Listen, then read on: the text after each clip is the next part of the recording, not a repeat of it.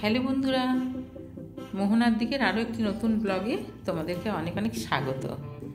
আর আজ তোমাদের সাথে শেয়ার করছি একটি ডেজার্টের রেসিপি, সেটা হচ্ছে লবঙ্গ লতিকা। আর লবঙ্গ লতিকা তো মানে ভীষণই সবারই প্রিয়, আমি জানি।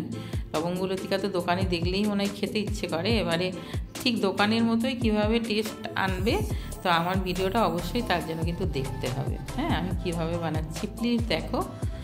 প্রথমে পুরটা বানিয়ে নেব। তো প্রথমে দেখো, এখানে আমি নিয়েছি গুঁড়ো দুধ। আমি এখানে সব কিছু হাফ কাপ করে নিয়েছি। এবারে তোমরা যদি বেশি যে যেরকম বানাবে সে সেরকম পুর বানাবে। আর এখানে নিয়েছি গুঁড়ো, চিনিটাকে গুঁড়ো করে নিয়েছি। আর এখানে নিয়েছি কাজুর গুঁড়ো।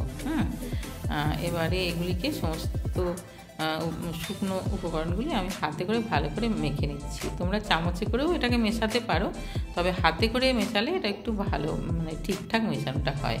তারপরে এখানে লিকুইড দুধ দিয়ে এটাকে খুব ভালো করে মাখিয়ে নিচ্ছি। আর এই মাখানোটা কিন্তু একটু নরমই হবে, খুব বেশি শক্ত কিন্তু এখন মাখালে হবে না। কারণ কি, এর মধ্যে আমি দেব ভাজা সুজি। ভাজা সুজিটা কিন্তু আমি এখনও দিইনি। ভাজা সুজিটা আমি লাস্টে দেব। তো প্রথমে ভালো করে মাখিয়ে নিয়েছি সমস্ত কিছু। তারপরে দেখো সুজিটাকে ভেজে নিচ্ছি। আর সুজিটা একটু বেশ মানে সুজি ভাজার একটা খুব সুন্দর একটা মানে ফ্লেভার আছে, সেইটা কিন্তু তখন পুরের মধ্যে যাবে। তারপরে দেখো, এটা খুব বেশিক্ষণ ভাজার দরকার নেই, কারণ সুজির কালারটা যেন চেঞ্জ না হয়। তো তারপর দেখো সুজিটাকেও দিয়ে দিয়েছি, দিয়ে তারপরে এটাকে খুব ভালো করে মিশিয়ে নিচ্ছি। আর ময়দা আমি এখানে 2 কাপ নিয়েছি, তোমরা যে যেরকম বানাবে সেরকম নেবে। আর এখানে দিলাম দেখো ওই 2 চিমটে মতো ওই খাবার সোডা। খুব বেশি এখানে খাবার সোডা দেওয়া যাবে না। আর দিলাম খুব সামান্য একটু নুন। নুনটা দিলে টেস্টটা ভালো হয়, যে কোনো মিষ্টি জিনিস বানালে একটু নুন দিলে ভালো হয়। তারপরে এখানে সাদা তেল দিয়ে দিয়েছি বড় চামচের 3 চামচ। দিয়ে এটাকে খুব ভালো করে ময়ান দিতে হবে। ময়ান দেওয়াটা এখানে কিন্তু খুব জরুরি, কারণ ময়ানটা খুব ভালো করে না হলে কিন্তু লবঙ্গ লতিকাগুলো মুচমুচে মানে হবে না। তো সেই জন্য বেশ কিছুক্ষণ ধরে এটাকে শুকনো খুব ভালো করে শুকনো উপকরণগুলো মিশিয়ে নিতে হবে। আর ময়ানটা খুব ভালো করে দিতে হবে। তারপরে অল্প অল্প জল দিয়ে এটাকে ঠেসে মেখে নিতে হবে। কি বলো তো, খুব বেশি কিন্তু এটা নরম করা যাবে না। এটাকে ঠেসে ভালো করে সুন্দর করে মেখে নিতে হবে। আর মাখানোটা যত ভালো হবে তত লবঙ্গ লতিকাও ততটা ভালো হবে আর কি। তো দেখো, এই যে আমি ঠেসে মেখে নিয়েছি খুব ভালো করে। আর আমি এটা রেস্টে আর রাখছি না, রেস্টে রাখার দরকার নেই। তারপরে যে লেচি কেটে নিচ্ছি দেখো। এবারে যে যেরকম সাইজ করবে সে সেরকম লেচি কাটবে। আর আমারগুলো একটু বড় সাইজই হয়েছে। তারপর দেখো, আমি শুকনো ময়দা দিয়ে রুটির মতো বেলে নিয়েছি। তারপরে মাঝখান বরাবর পুরটা দিলাম। পুরটা চামচে করে দিলাম, দিয়ে তারপরে সাইডগুলোতে জল লাগিয়ে নিচ্ছি। জল লাগিয়ে তারপরে দেখো এইভাবে ভাঁজ করে নিয়ে তারপরে উল্টো দিকের সাইডগুলোতেও একটু জল দিয়ে তারপরে এই যে ভাঁজটা যেরকম করে করে, এই যে দেখো এইভাবে ভাঁজটা করে তারপরে একটা করে লবঙ্গ গেঁথে দেবো। আর আমি জানি এটা লবঙ্গ লতিকার ভাঁজটা সবাই করতে জানে, তো তবুও একবার দেখিয়ে দিচ্ছি তোমাদেরকে। দেখো, এটা কিন্তু উল্টো দিকে মানে তলার দিকে কিন্তু ঘুরিয়ে তারপরে ভাঁজ করে, আর জল অল্প অল্প দিয়ে দিলে কি বলো তো, খোলার ভয়টা থাকে না। তারপরে লবঙ্গ গেঁথে দিচ্ছি। এইভাবে সবগুলোই বানিয়ে নিয়েছি আমি, দেখো। আর যে রুটিটা বেললাম না, এটা কিন্তু শুকনো ময়দা দিয়েই বেলতে হবে। কারণ কি, তা না হলে নরম হয়ে যাবে এটা। একটু শুকনো ময়দা দিয়েই বেলতে হবে। এই যে দেখো, সবগুলো একই রকমভাবে আমি বানিয়ে নিচ্ছি। লবঙ্গ গেঁথে দিচ্ছি। খুবই সহজ।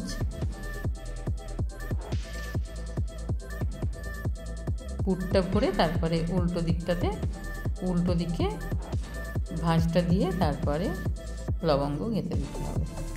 তারপরে এই যে দেখো আমার সবগুলো হয়ে গেছে।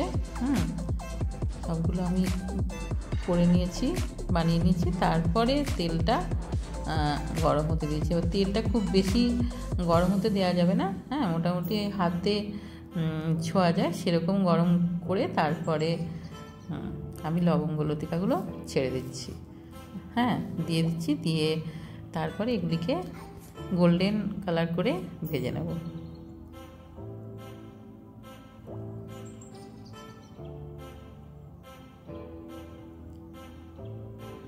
এই যে দেখো আমার প্রথমে এতগুলো ধরেছে আর বাকিগুলো আমি পরের বারে ভেজে নেব। তো সবগুলো হলো না, মানে ফ্রাইং প্যানটা একটু ছোট আছে।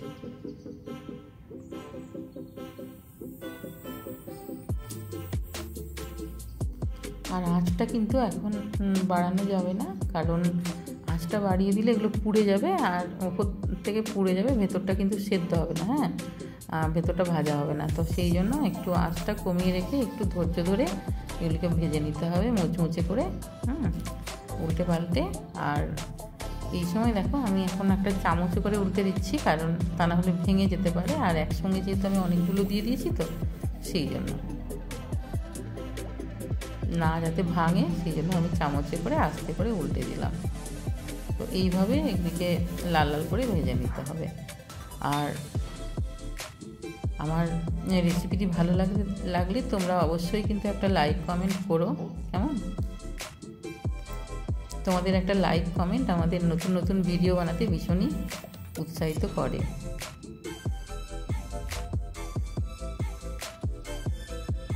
দেখো আমি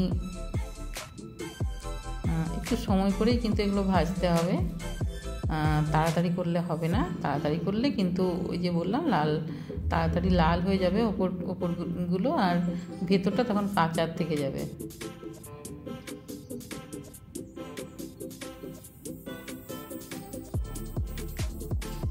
আর এরকমভাবে আমি সেকেন্ড বারেরগুলো মানে ভেজে নিয়েছি একই রকমভাবে।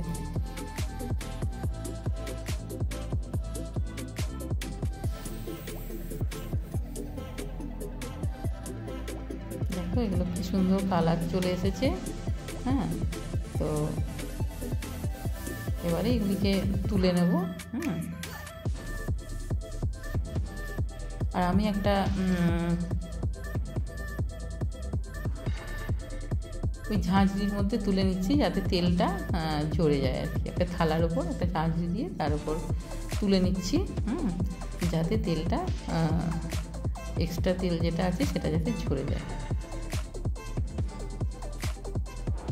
তো এইভাবে আমি সেকেন্ড বারগুলোও ভেজে নিয়েছি, হ্যাঁ। তারপর এখানে দেখো রস বসিয়ে দিয়েছি, চিনির রসটা বানিয়ে নিচ্ছি। এখানে ওই 1.5 কাপ মতো জল দিয়েছি আর বড় কাপের 1 কাপ চিনি দিয়েছি, হ্যাঁ। তো এই চিনির রসটা কিন্তু 1 তার কিংবা 2 তার করার দরকার নেই।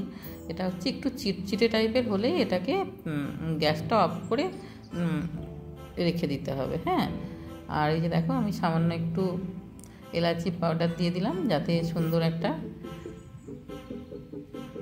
টেস্ট আসে, আর এটা না থাকলে তখন এলাচ দিয়ে দিলেও হবে, হ্যাঁ। গোটা এলাচগুলো 2-3টে দিয়ে দিলেও হবে, হ্যাঁ। তো আমি দেখে নিলাম রসটা মোটামুটি ওই একটু আঙুলে একটু চিটচিটে টাইপের হলেই হবে, কারণ খুব বেশি এটাকে ঘন করা যাবে না রসটাকে, হ্যাঁ, তাহলে কিন্তু রস ঢুকবে না। আর খুব গরম রসে এটা ছাড়াও যাবে না, হ্যাঁ। রসটাকে অন্তত মিডিয়াম একটু ঠান্ডা করতে হবে, মানে খুব বেশি ঠান্ডা না, একটু মিডিয়াম ঠান্ডা করতে হবে। তারপরে আমি যে লতিকাগুলো ভেজে রেখেছিলাম না, সেগুলো দিলাম।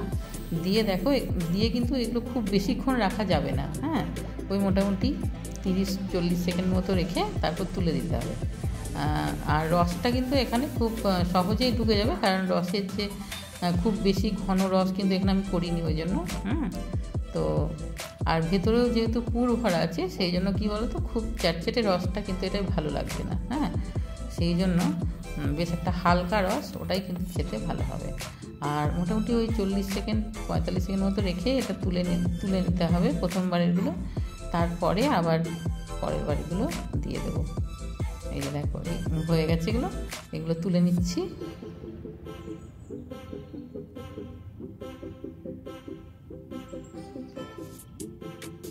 আর যেহেতু এগুলো ক্ষীরের পুর দিয়েও হয়, তবে আমি যে পুরটা বানিয়েছি এটাও কিন্তু মানে অসাধারণ টেস্টি একটা পুর। হ্যাঁ, এইভাবে তোমরা অবশ্যই বানিয়ে দেখো। একদম কিন্তু মানে দোকানেও এত ভালো মানে হবে না, এত টেস্টি হয় এটা। আর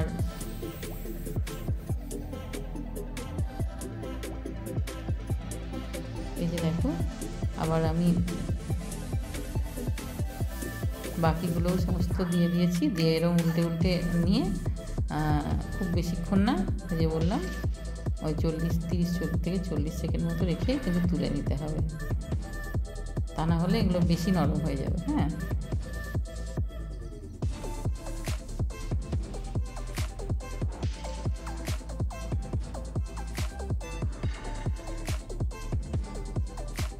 আর এগুলো তো মানে বেশ কিছুদিন রেখে খাওয়া যায়। হ্যাঁ, ফ্রিজে রেখে দিলেও তো এখন এগুলো মোটামুটি 1 সপ্তাহ থেকেই যায়। আর একটু ঠান্ডা হওয়ার পর এগুলো খেতে বেশি ভালো লাগবে। হ্যাঁ, কারণ ওপরটা তখন একটু শুকিয়ে যাবে আর ভেতরে রস থাকবে। হ্যাঁ, এই যে দেখো আমার হয়ে গেছে লবঙ্গ লতিকা। হ্যাঁ, আর অসাধারণ দেখতে যেরকম হয়েছে না, খেতেও সেরকমই হয়েছে। ভেতরে পুরো রস ঢুকে গেছে। হ্যাঁ, রসটা খুব বেশি গাঢ় করে বানালে কিন্তু রস ঢুকবে না, সেই জন্য একটু চিটচিটে রসটার মধ্যে দিয়েছিলাম। দেখো খুব সুন্দর করে রসটা ঢুকেছে, আর দেখতেও যেরকম সুন্দর, খেতে তো মানে কি বলবো, কি যে অসাধারণ হয়েছে। আর এই যে দেখো তোমাদেরকে দেখিয়ে দিচ্ছি আমি।